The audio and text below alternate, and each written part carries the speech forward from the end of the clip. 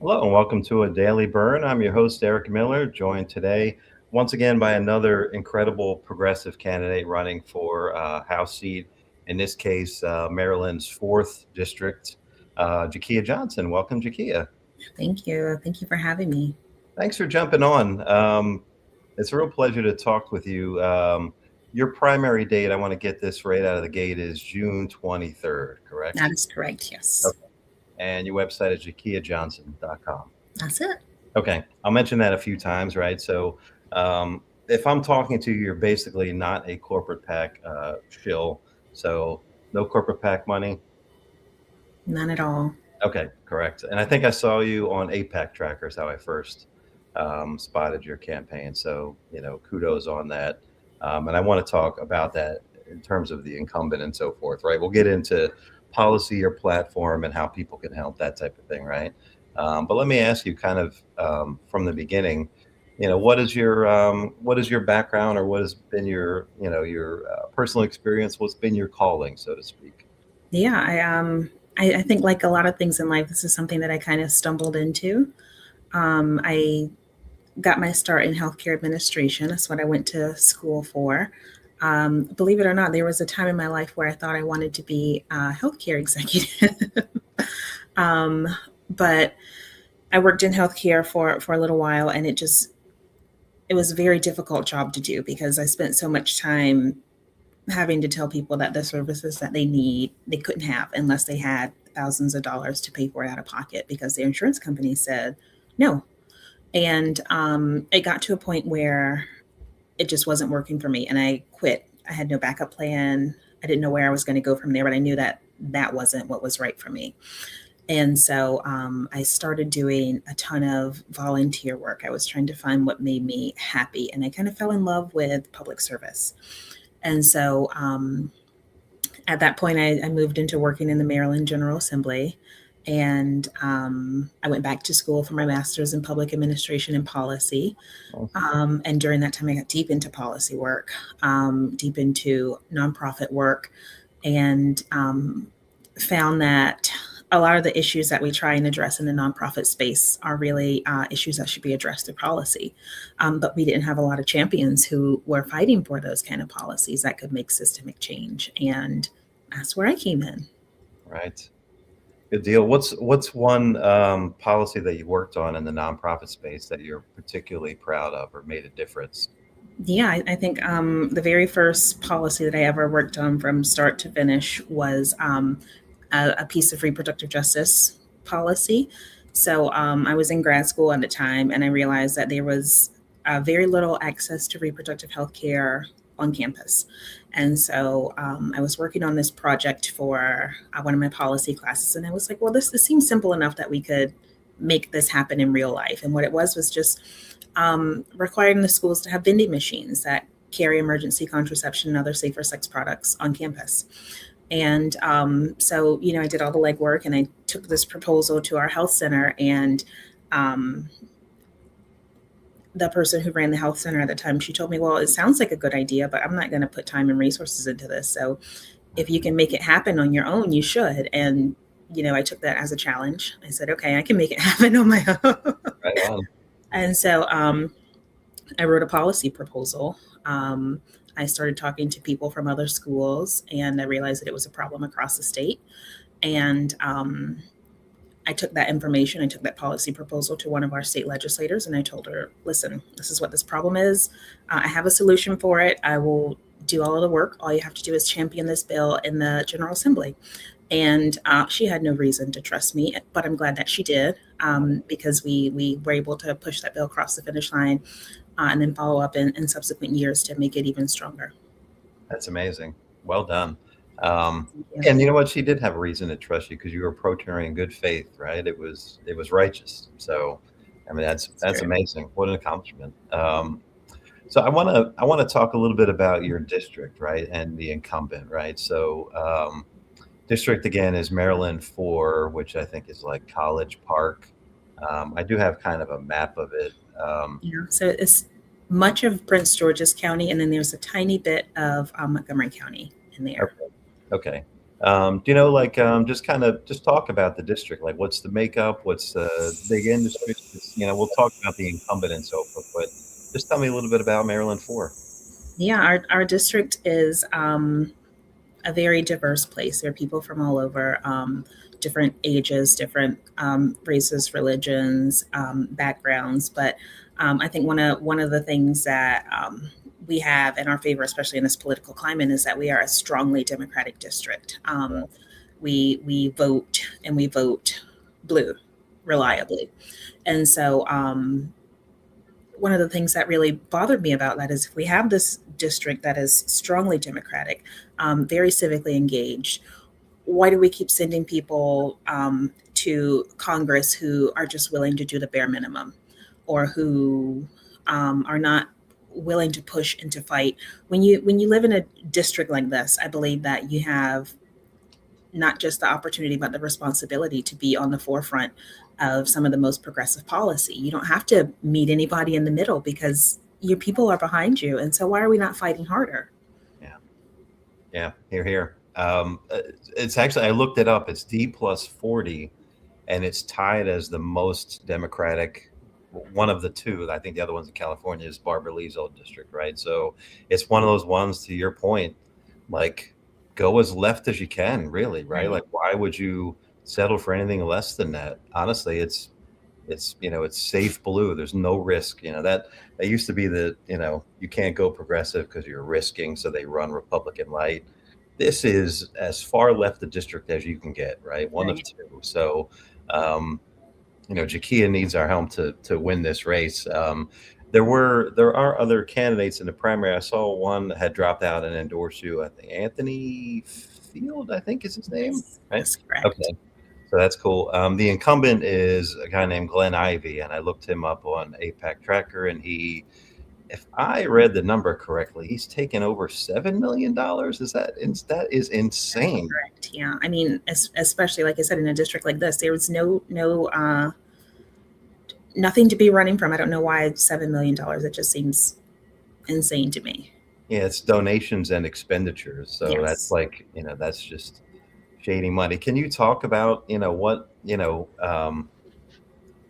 having sort of a sort of, I always call them paid to lose corporate hack in the seat. What has that inhibited in your district, right? Like I'm sure you see the opportunities as you did, in your nonprofit work. You see the opportunities like Mhm. this policy, that policy. What has he obstructed? Yeah. Well, the biggest thing I think that is an obstruction is peace in Palestine. Everything else is a failure to act, not necessarily an obstruction, but just a failure to act.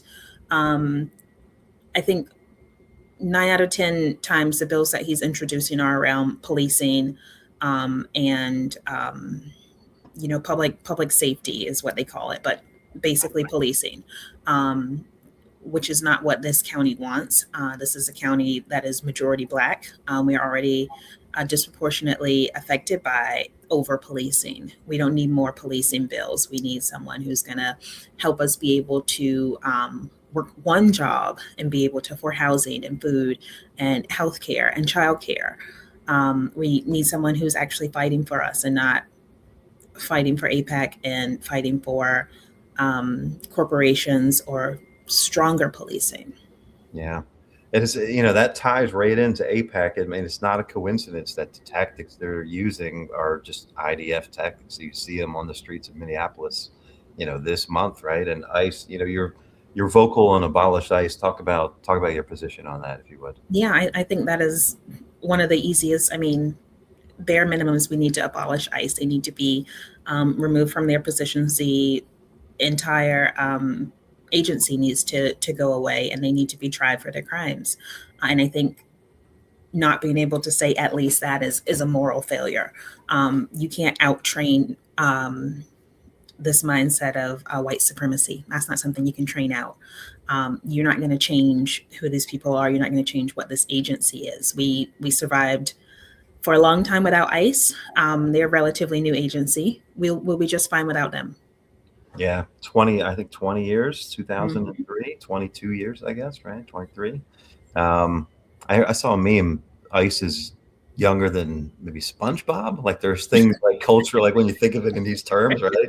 ICE is, Yeah, it is. Yeah, Spice I mean, Girls are older we have than. a representative here in Maryland who served over 40 years. He's retiring this year, but I mean, he's been in office twice as long as ICE has been around. That's crazy, right? Yeah. Um, yeah. Let me ask a little bit about the incumbent Glenn Ivy again. He's sort of a corporate sponsored. APAC is a biggie, right? I didn't go too much further into like his open secrets or what, but I'm assuming it's kind of straight down the line. Big farm, big tech. Yep. Are there any of those that you notice that are particularly egregious that I mean, they all suck, right? But any Yes. of those that you want to highlight? Um, the majority of his money comes from APAC and then law firms and lobbyists. So less than 2% of his donations are small dollar grassroots donations, which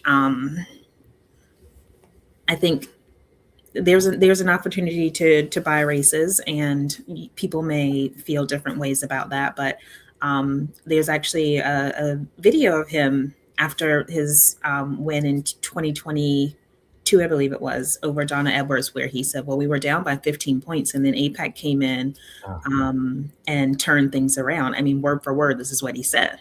right, So you know, you get the money and then you work for who put you in office, and that's why we're trying to do things differently. right on. Good, thank you. And there's, obviously, that's sort of the first hurdle, right? Would be, again, your primary date is June 23rd. JakeyaJohnson.com. You're a people-funded campaign. What's your average donation? Our average donation is $22, and I can't remember the change, but $22 and something cents. Right on. So, I want to highlight that just because, anyone watching these clips, $5, $10 makes a difference, right? APAC has deep pockets, as you just pointed out, right? And thankfully, I mean, at a perilous cost, but thankfully, the reputation of APAC is known far more than it was in 2022, right? So, Right. hopefully, people are recognizing this and chipping in, right? And one of the points I try to make on all these conversations is you don't just have to work in your district, right? There's 435 people, right? We need Jakeya, we need, all these other candidates that I'm That's profiling right. on Daily Bern, right? $5 here, $10 there, right? Don't just focus on your race. We need players on the field that are uncorrupted, right? Um, so throw your $22 at Jakeya, right? Johnson.com. So, that's the first hurdle, primary June 23rd, right? And then obviously we have, Trump and, all of his fascist state that he's, sort of implementing and so forth. What's a priority for you? 2027 January, you're in Congress. What's your priority? How do you Yeah, get started? I think the biggest thing is affordability, and there are a million things that fall under that. But we need to address the healthcare crisis. We need to address the cost of living crisis, housing crisis. All of those things play into affordability. I think I know we probably get tired of hearing that this is the most important election of our lifetimes. They say that every time, but I truly do feel like this is the one. As you know, we're watching everything surrounding our government kind of burn to the ground. Yeah, Well, somebody's going to have to rebuild that, and we're not. Donald Trump is not good enough. So we need to be electing leaders who are coming in with policy and plans, and not just policy and plans that put the people in our communities first. We need to increase the federal minimum wage. And I, for the life of me, can't figure out why there's no process to reassess for a cost of living every few years on the minimum wage. We need fighters who are willing to penalize giant corporations who don't pay their employees a living wage, and push more support for unions and worker ownership, so that wealth stays in communities and it belongs to the people who actually make our communities run. right on. So that would be more helpful to your constituency than say like a golden ballroom. Golden ballroom's not really. A little bit, yeah. Really helping this, imperializing, Venezuela and taking the profits, Right. right, personally is, I'm guessing that's not really helping people in No, Maryland, no, no, not at all. right? Yeah. Um, so in there, you did mention sort of guaranteed housing for all, Medicare for all, right? I heard Medicare Yeah, for all, right? yeah, definitely. Universal healthcare system, whether that be Medicare for all or if we need to burn it all to the ground and start from scratch. But there definitely needs to be a universal healthcare that covers all types of healthcare, not just we're not leaving out dental and vision. We're not leaving out reproductive healthcare, mental health care. It all needs to be covered. Right on. Perfect. So this, the candidates that I profile generally support all of these things. Otherwise, I probably wouldn't be talking to them. But so, I was asked this question when you're out, canvassing and you're talking to constituents, they are feeling the pain, right? And they voted blue and they're not seeing the results, if you will, right? So blue, no matter who, is not delivering for them. So what kind of reaction are you getting? I would assume positive. Like, what are you seeing on the streets when you? Very positive. I don't think I've met a single person yet who's like, yeah, you know what, I'm happy with the way that things are. People are ready for change. People are starting to open their eyes to this kind of controlled opposition that we have in the Democratic Party as it is right now. Um, and so I'm excited for this election cycle. I think that we have a really great opportunity to make some noise, make some change. Awesome. And how about the party itself? I'm assuming you don't have to tell tales out of school, but they're probably not particularly welcoming. There's probably a high hurdle for you to clear to, you know, get a debate, get voter rolls, things like this, right? Can you Yeah. talk about sort of getting, you know, as a sort of an uncorrupt, legitimate, righteous candidate, the challenges of, getting on the ticket, getting in the primary? Like, what have you been confronted with? Yeah, so I think probably the easiest part is getting on the ticket in Maryland. You just have to file your paperwork and pay your fee, which, simple enough. But getting support, not necessarily for me as a candidate, but just for an open democratic process is very difficult. There's this mentality that I can't tell you how many times I heard, well, we don't do things that way. The seat is not open, or things like that. And it just doesn't make a lot of sense to me because is a competitive primary not the basis of democracy? Um, we should be encouraging these types of things. We should be encouraging more people to run. So it's not something that I was surprised by, but it's something that I was disappointed in, I can say. And June 23rd, once again, is your primary. Um, do you have mechanisms? Obviously, we talked about donating, $5, $10, $100, $1,000, have at it, right? But do you have mechanisms for phone banking, canvassing? Like, what kind of, how can people help other than donating? Yeah, there's a volunteer sign up on our website. And then once you sign up to volunteer, you can tell us what it is that you're interested in doing. Or you can just sign up as a general volunteer. When we have opportunities, we'll push them out via email and social media. But we will be door knocking, phone banking, doing all the things. As soon as there's not a giant sheet of ice outside. Right, right, yeah. You got to wait for the ice to go away before you can get out there and fight to make There we ice go. go away, right? That works in more ways than one. Exactly. Yeah, I like that you said, one of your posts, I think I wish more people would get there in a full throated way, not only abolish ICE, but prosecute them, hold them accountable, right? What was your reaction to, what we've been witnessing in Minneapolis and so forth? Just talk about that, maybe viscerally, even if you. Yeah, as terrifying. If it can happen there, it can happen anywhere. Um, the the level of urgency that I've seen around it from our elected leaders has been probably just as scary. Um, it I don't know. It's not a fringe issue. Is what I want our elected leaders to understand. I think the people on the ground already know that. We already are fighting it every day in each of our own jurisdictions. But it's a really scary thing. It is. I mean, there's a very fine line between what is happening now and Um, I won't say exactly, but the history that this looks a lot like. Um, Multiple, and yes, multiple, yeah. so I don't know. It's just it's really really scary time. Um, and the only way that we can prevent something like this from happening again is to, punish the people who are responsible for it to the highest extent of the law. Yeah. When you see like a Cory Booker, like when he said, "Oh, they just need to be trained better," that just made my blood boil. I don't know if you had the same reaction. Yeah, yeah. No, you can't out train fascism or racism. That is something that is ingrained in people. I mean, I can't imagine willingly signing up to do this job. There has to be fundamental moral disconnect there to be willing to do something like that. Yeah, absolutely.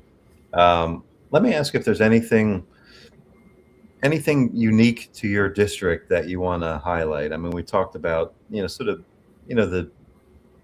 the checklist of progressive policies, and they're all people centered and they're all good and they're universal, right? We all want universal pre-K and healthcare and so forth, right? Environmental justice, we didn't hit on that, but reproductive justice, right?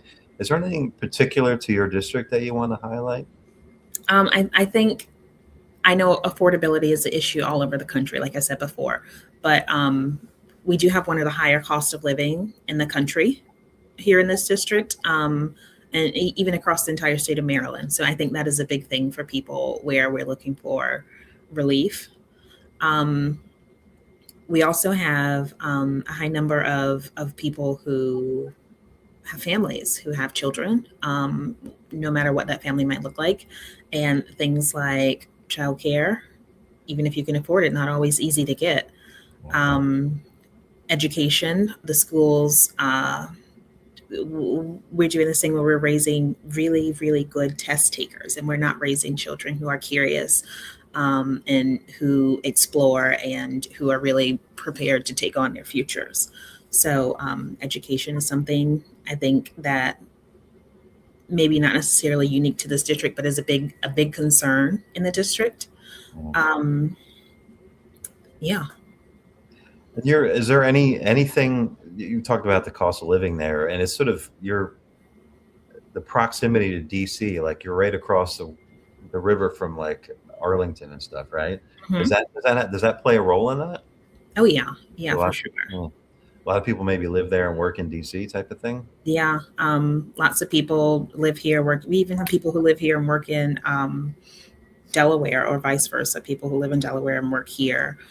There are people who, I think one of the bigger issues that the state is having right now is that people who live in the state of Maryland get their license plates in the state of Virginia because rates for registering a vehicle have gone up so much that people can't afford it.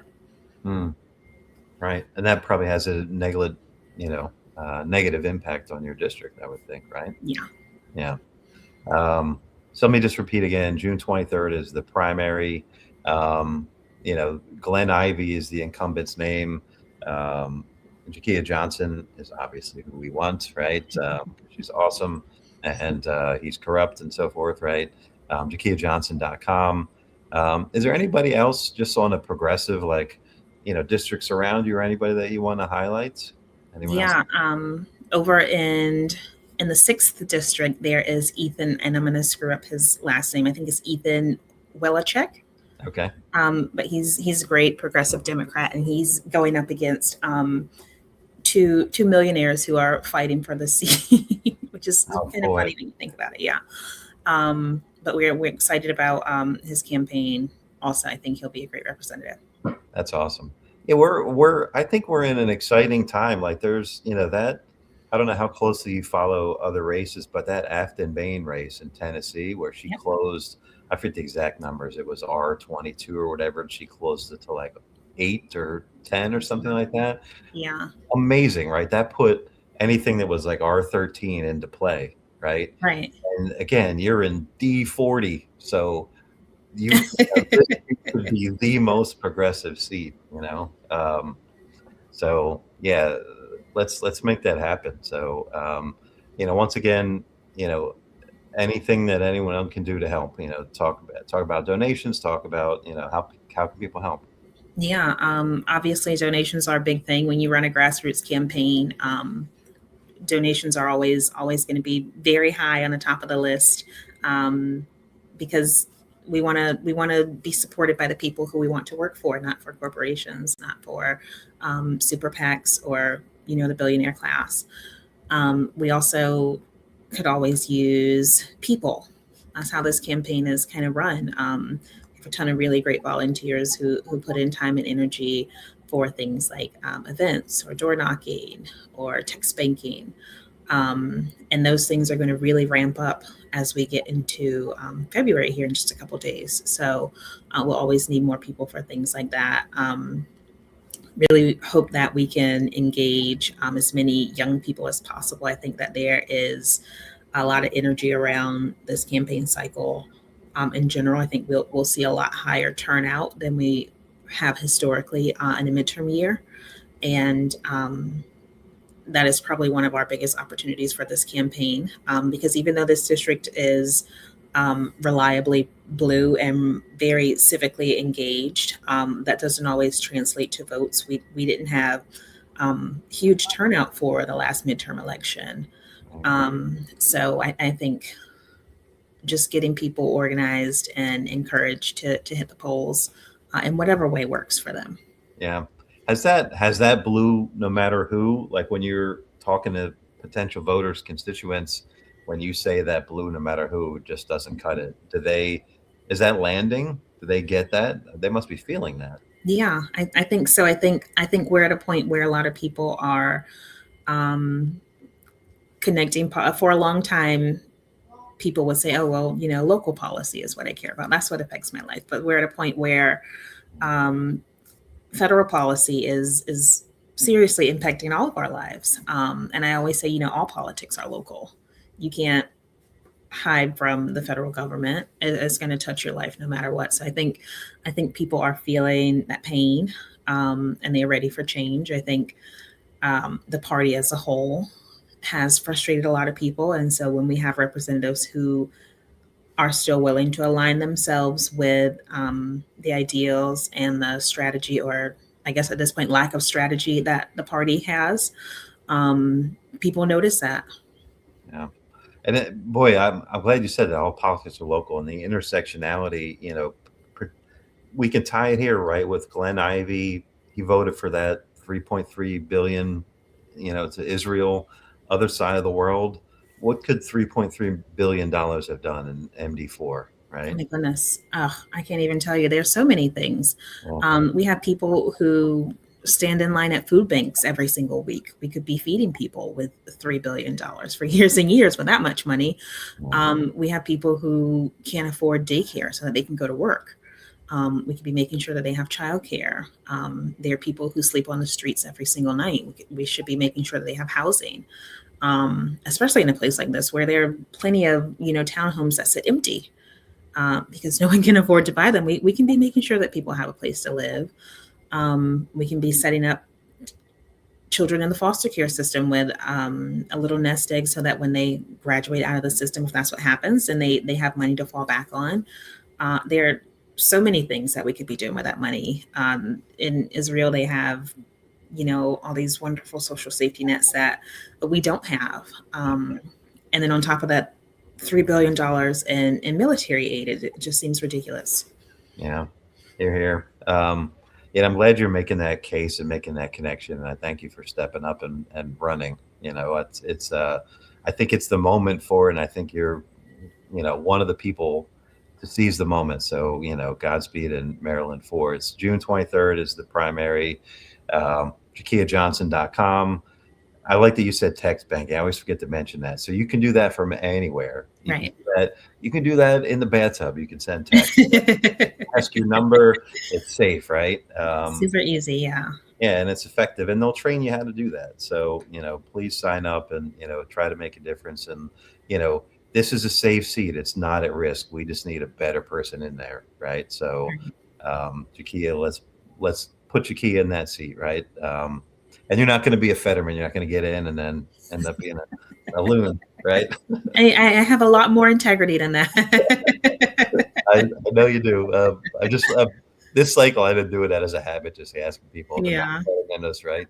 Yeah. I mean, it's a legit question.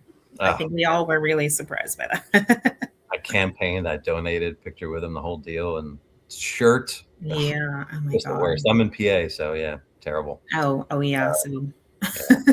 So, all right. Well, anything else that we didn't hit on that's a priority for you that you want to mention? um I don't think so. I mean, the big thing, oh, you know what I will say, affordability will be priority number one, but very, very close behind that will be holding the current administration accountable for numerous crimes that they've committed over the last, geez, it's only been a year, over the last year. Yeah. I can't wait to see you on a committee grilling some Trump apparatchik, right? That did some evil to the people, right? So, JakeyaJohnson.com, June 23rd. Like and share this clip. Go support her on her socials. Do you want to plug your socials? I think I just put your website on the link here. Yep. So I think across all socials except for Facebook, we are Jakeya_HQ. Facebook is just Jakeya Johnson for Congress. And we're everywhere. Well, mostly everywhere. I do have a Twitter account or X or whatever you want to call it, but I don't use it. We just claim the handle so no one else could pretend to be me. Right. If you're looking for content there, don't. Gotcha. Well, go to the website. That's the primary point. So thank you so much for taking the time to speak with me. And again, thank you for running. It's not an easy thing, right? But, it's a righteous thing and it's an admirable thing. And, it's not an insurmountable race. So, keep knocking on the doors. Let's get people to make some phone calls and let's reclaim the seat for the people over the corporation. So thank you for your time. Have a great night. You too. Thank you. Thank you.